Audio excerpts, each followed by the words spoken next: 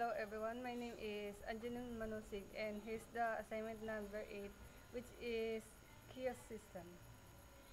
So let's run it.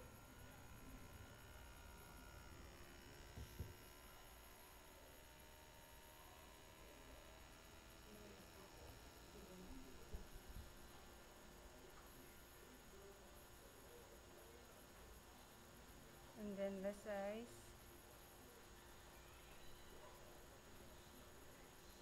As you can see, wala po kayong nakikita sa menu. So ang gagawin po natin ay add a menu.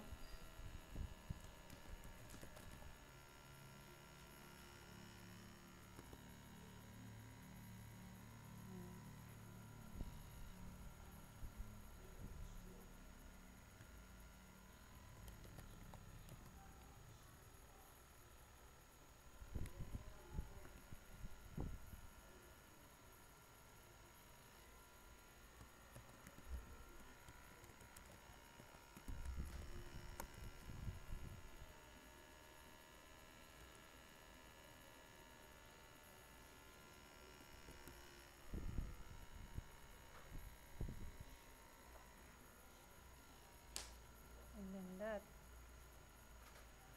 Nakikita nyo.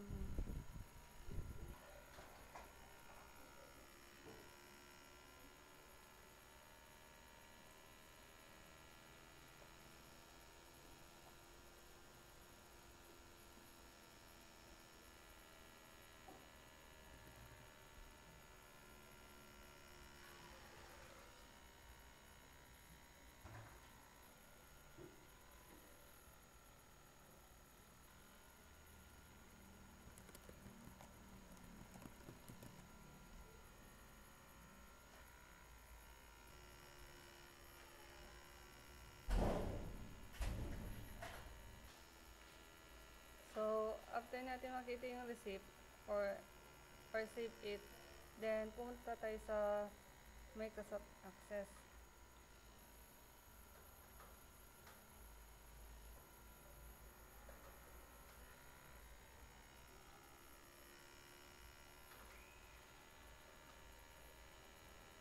Ayan. And then, proceed to the file manager. Type the file name.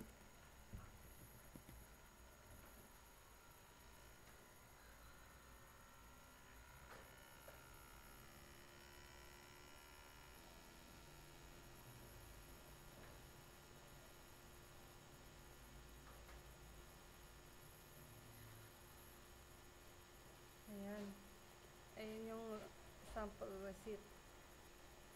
So, after that, delete menu. Yes.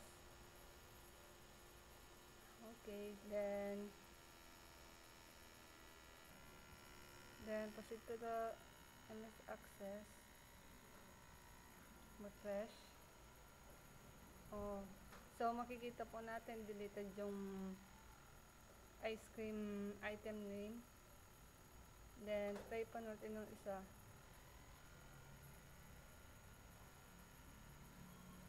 Then, the palabok. Delete menu, yes.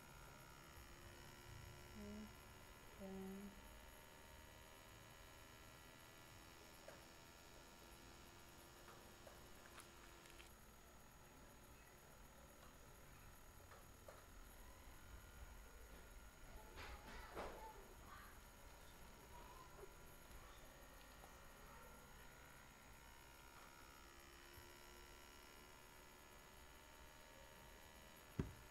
so, that's it.